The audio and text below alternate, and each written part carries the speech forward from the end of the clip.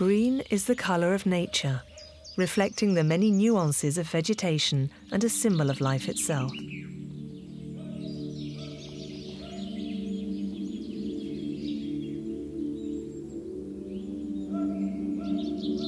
Green, like the Ifran forest, the most beautiful cedar forest in Morocco, where Barbary macaques live in total liberty.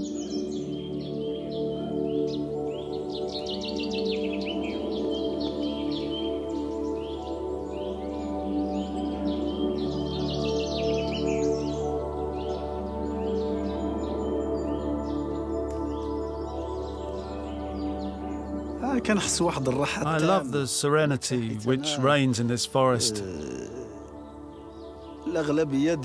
When I'm not in my shop, because there are no customers, I spend most of my time in this forest. I often wander beneath the giant cedars. I feel a great inner peace. It regenerates me. I find it impossible to imagine living without this forest.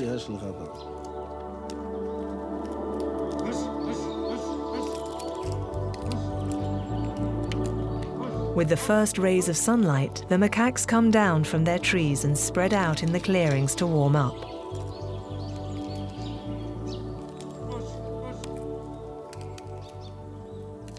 And every day from springtime onwards, Mohammed comes to visit them. The macaque is almost as intelligent as man. It understands things very quickly. If it wants to get something, it acts like a human being. They seize a moment of your inattention to grab what they want, especially if it's food. Then it carries away its prize and seeks refuge in the treetops and starts to eat whilst observing you. Sometimes they steal things thinking it might be food, and when they realize they've made a mistake, they start playing with it and end up throwing it back at us.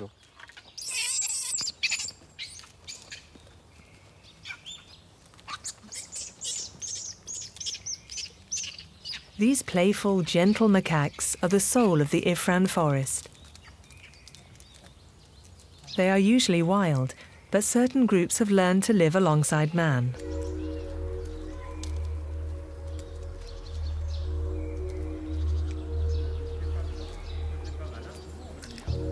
The Barbary macaques are the main tourist attraction in the forest, and they draw quite a crowd. People come from throughout the Kingdom of Morocco and beyond to hear the human mimicry of these primates as they beg for food.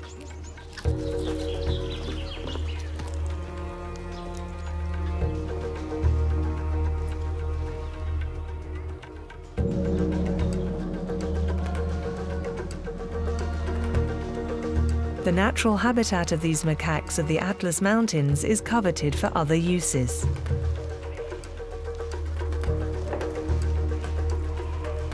The Ifran forest is also home to vast flocks of sheep who come to graze here. Without meaning to, the shepherds are continually pushing the macaques back to the edge of the forest.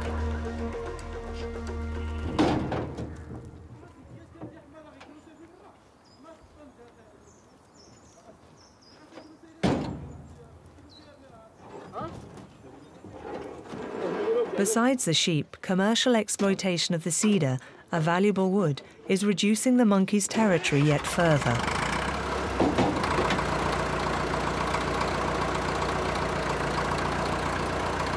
To meet the country's demand for wood, thousands of trees are cut down every year in the Middle Atlas region.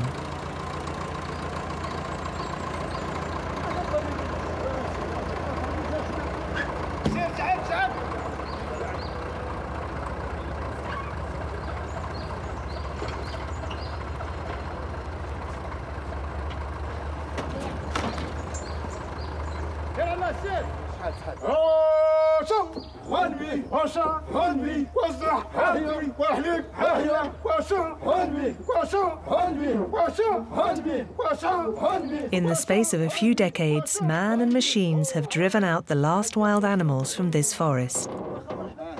Until the end of the 1960s, there were lions and tigers here. Their lairs were just over there, where those shacks are. They were also found in the region of Sidi Mer, in the High Atlas at Tunfit. But since the cedar has been exploited at this rate, the noise generated by our activity has driven out these animals. Before, it was very dangerous to venture into this forest. There were many wild animals, like hyenas, wolves and foxes. All those animals used to live here, but they've gradually disappeared.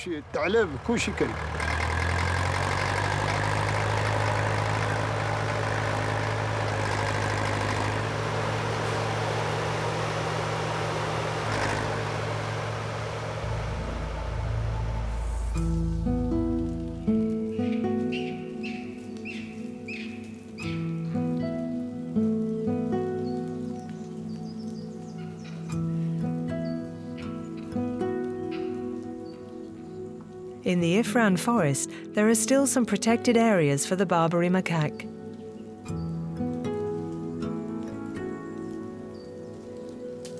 But the last macaques of the Atlas still living in a natural environment are quite simply dying out, and with them, the symbol of this forest.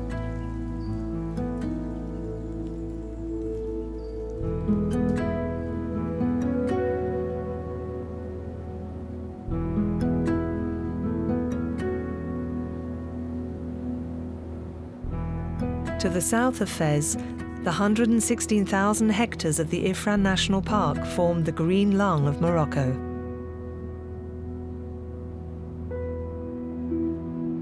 Green also means the astonishing miracle of water in a land where a third of the territory is covered with arid deserts and where rains are rare.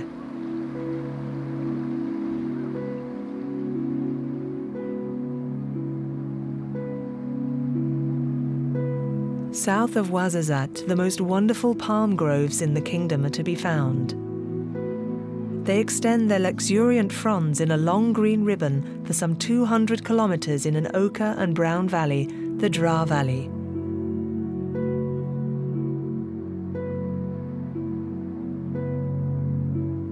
In this valley, 2 million date palms tower over the other crops.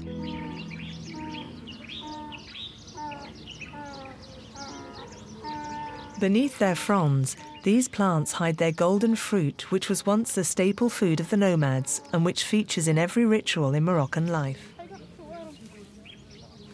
Everyone here lives from the palm trees. People make a bit of money from them. Some make a good living out of it, but not many.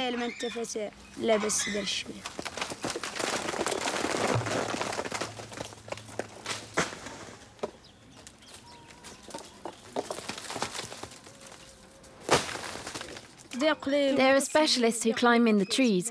They make the dates fall onto a tarpaulin at the base of the tree.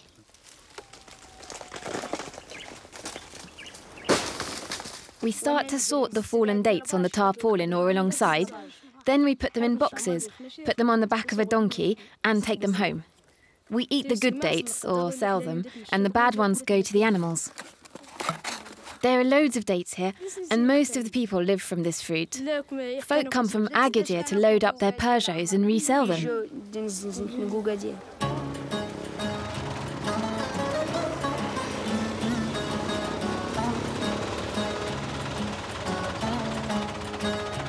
In Zagora, the palm grove is a hive of activity from early morning. There is no time to waste because the plants all need to be tended. Like the henna, a tricky shrub to grow and one which requires a great deal of attention. Henna is cultivated on small areas and is harvested 2 or 3 times a year before being dried in the shade.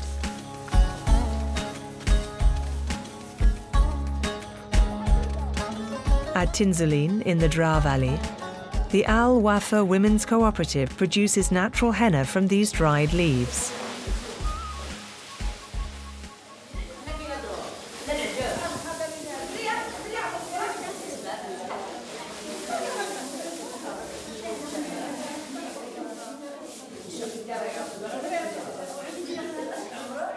Around 30 women come to work here every day. Fatima, Jamila, Lubna, Najat and the others transformed this plant reputed for its many virtues. This cooperative owes its existence to the tenacity of its boss, Aisha, operating in a society where it is mainly men who make the decisions.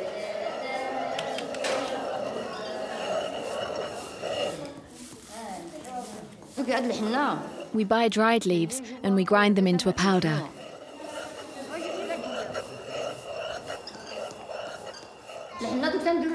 Henna is green when it is fresh, and it leaves a lovely red colour on the skin. As the henna ages, it becomes ochre on the hands. The more time goes by, the darker and more beautiful it becomes. I mix henna with water, then put it on my hands and also on my head. We brush our hair and then wash it. But henna is mainly for parties.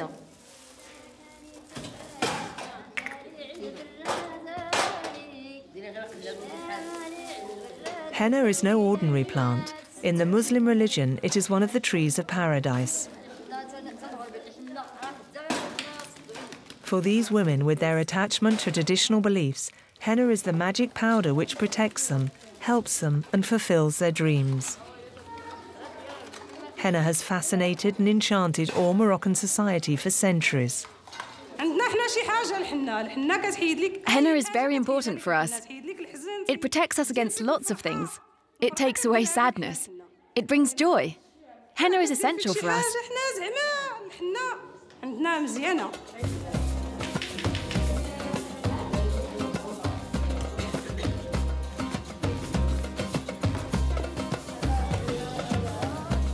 Although their products are still not sold everywhere in Morocco, the women of Tinzoulin are very attached to coming here. This cooperative is first and foremost a community where they gather away from the men. The Al Wafa cooperative is a small community of women who happily lead their lives with henna.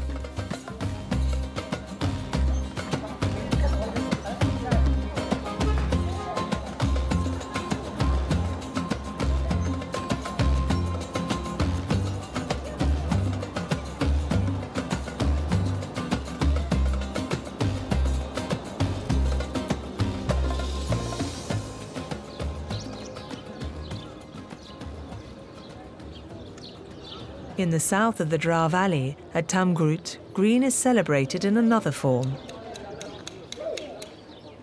The reputation of these pottery workshops, the oldest in the country, is built on the green of this enamel.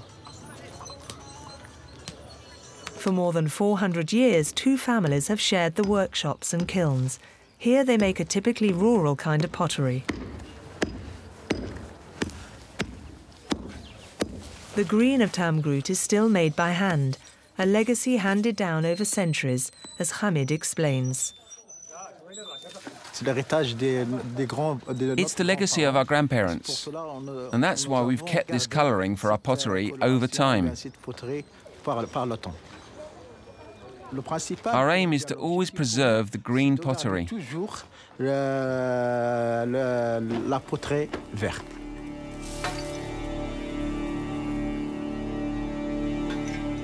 If the novelist Pierre Loti, during his journey to Morocco in 1889, had come this way, he would certainly have seen these same ancient kilns in the shape of cupolas. He would have written about these ovens belching out black smoke, perhaps reminding him of the bonfires at Benares in India. The green enamel of Tamgroot really comes into being in these clay ovens, heated for 5 hours with palm wood and dry brush until they reach 1,100 degrees centigrade. The secret of the green lies in firing an enamel made of silica, manganese, copper oxide and barley flour.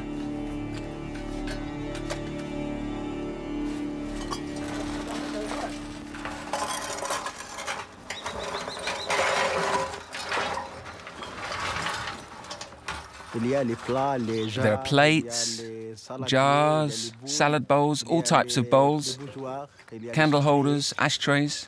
We've also kept the big mixing bowls, because they are products which are generally used down in the southern region.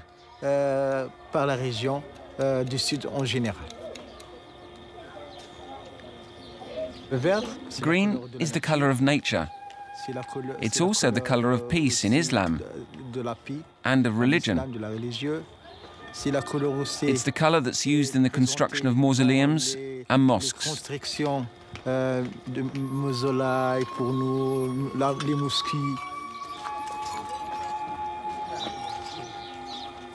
In the Muslim world, green is primarily the colour of Islam.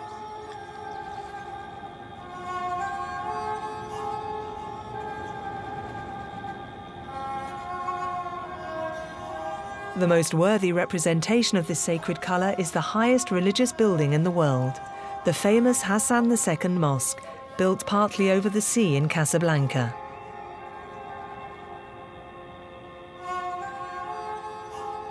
This is the monument of the century, the dream of a nation, fulfilled by the will of its king, the commander of the faithful, the late Hassan II, who built here one of the world's most amazing mosques.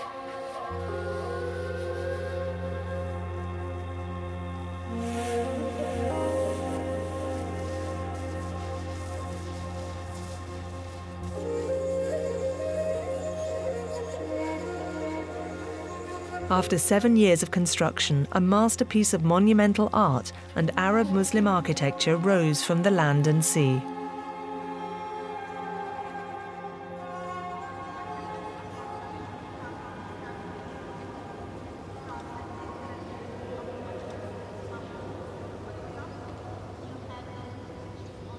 The king wanted a work of excess, and the best craftsmen in the kingdom toiled on this colossus of marble, granite and stucco.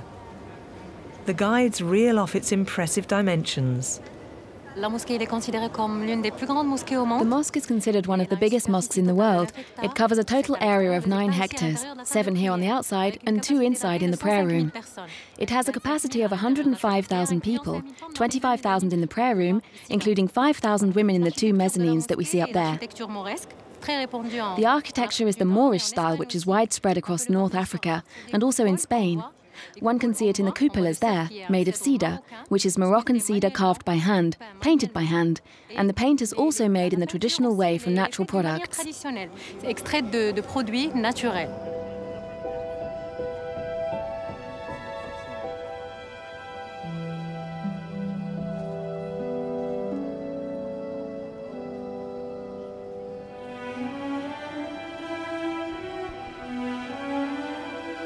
At a height of 60 meters, the heavy ceiling opens to allow the light in.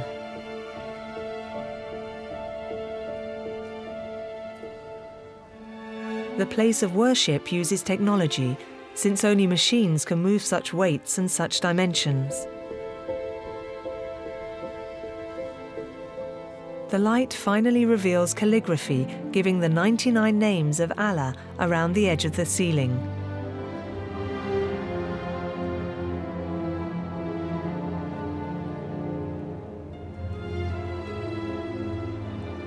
The Hassan II Mosque has a dazzling wealth of decoration.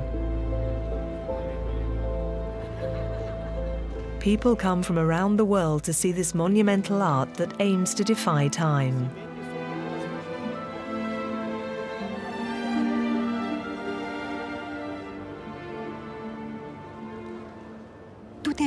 It's all so beautiful, and everything you see is a gift. All the artistic works that we see everywhere here make one think what humans are capable of, for the right cause, when one can use that gift to embellish our lives.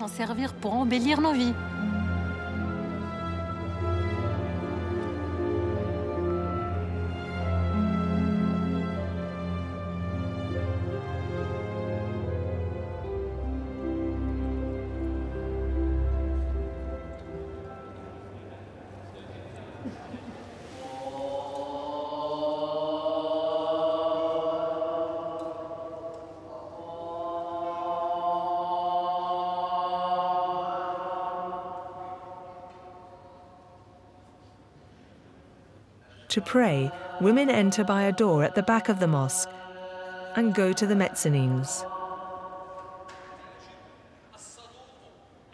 The men pray below in the central nave.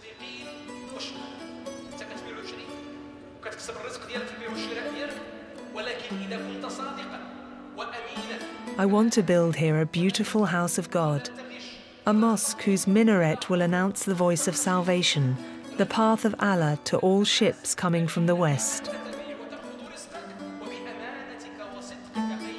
These were the wishes of the king who built the great lighthouse of Casablanca.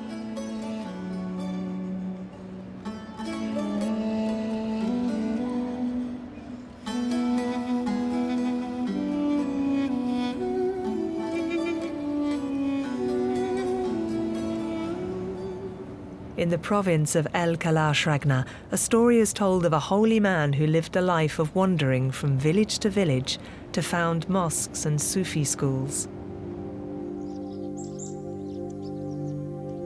As his last resting place, this saint lay in a tomb in a village, which 4 centuries later, in the 1970s, was covered by the waters behind a dam.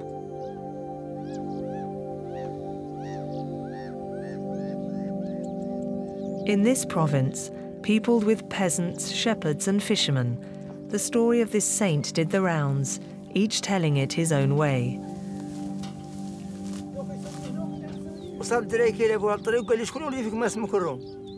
They left the village of El Gaba and walked as far as a huge cave on the banks of a river. It was inhabited by lions and lionesses. The sheikh addressed the beasts. "You have lived your time in this cave. Our time has come to live here. You must go." And the lions left. The man continued telling us this wonderful story, the hero of which is Saint Sidi Alal ben Enuiti. He spoke of a day when the heat was such that the man and his disciples decided to stop for a while in an absolutely deserted spot. When rested, the saint stood up and immediately a tree began to grow.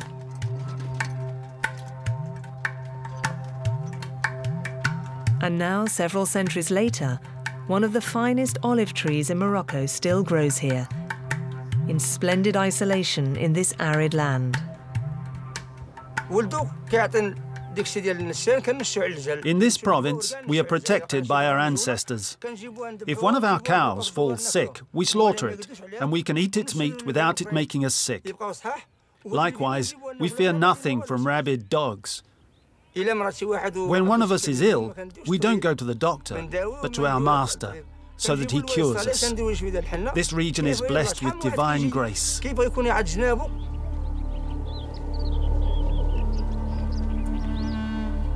In the 1990s, all the villagers recalled having the same dream.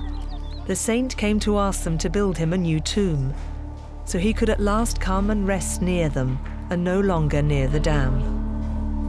The men carried out this wish, disinterring his remains so he could now lie near the living, under this green cloth, a sign of saintliness. The women come to seek his blessing and support.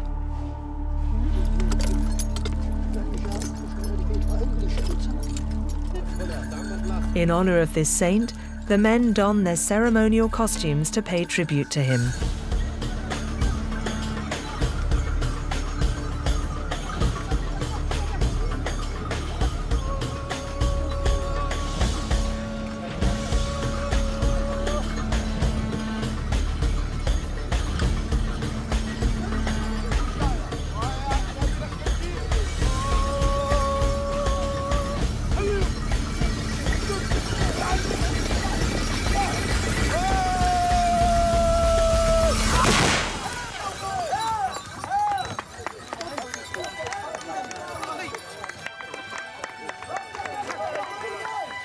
At the foot of the olive tree, the old storyteller adds that the most extraordinary part was when they dug up the saint in his old tomb, and 4 centuries after he died, his body was still in perfect condition.